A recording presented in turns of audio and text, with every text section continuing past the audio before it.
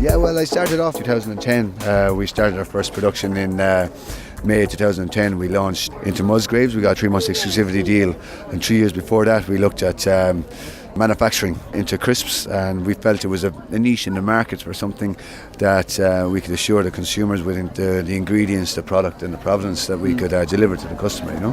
Fantastic. And you've obviously grown step by step over the past couple of years. If I go into my local shop, I can see O'Donnell's crisps and stuff like that as well. So how did you make that leap from kind of taking it forward, and then all of a sudden you're across the country now as well? Yeah, it's grown phenomenally, like totally on beyond my expectations and my family's expectations. It's gone from strength to strength.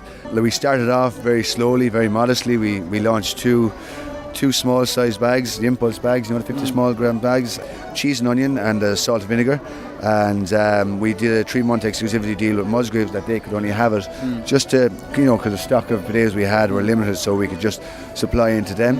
And then after that 3-month exclusivity deal was finished, we expanded into like the BWG. We kept the small bags for about a year and a half.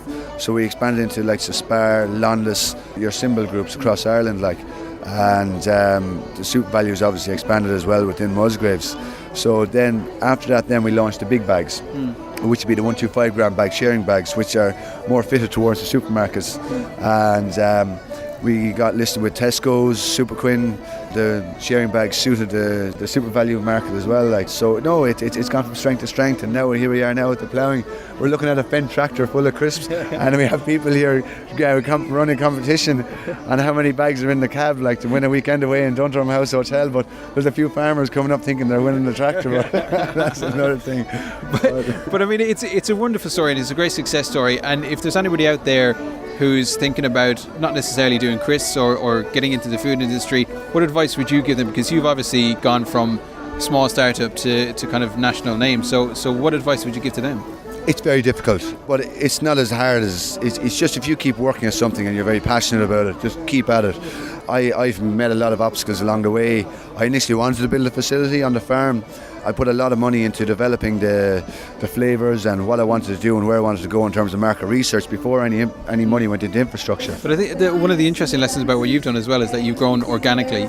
You've grown kind of, you knew that you wanted to move bigger, so you trialled it for 3 months, etc., etc. So slowly and steady. Yeah. Don't go in with dive in at the deep end. Just go nice and steady, so you have your foil and you have your packaging and everything limited. That you just don't go in with one big spend and suddenly that we just went in nice and slowly, gradually. We got good share market now.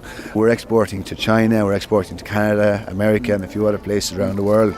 So it's good when you get an email across from someone that they found your crisps in Hong Kong, so it's kind of, you get a bit of a chuckle out of it. Now worldwide.